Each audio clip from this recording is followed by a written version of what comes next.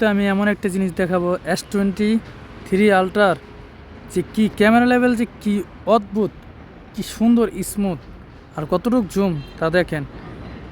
এই দেখেন, কমপক্ষে না হলে এইটা হলো আমাদের যমুনা গার্মেন্টস, সরি আজিজ, মানে পুলো গার্মেন্টস যেটা বলে, এটা হলো হেমায়তপুরে। আর আমি এই ভিডিওটা করতেছি এখন চাউচর থেকে, কমপক্ষে না হলে 3-4 কিলো। কত দূর দেখছেন, কি স্মুথ ক্যামেরা। S23 আলট্রা কি পাওয়ার।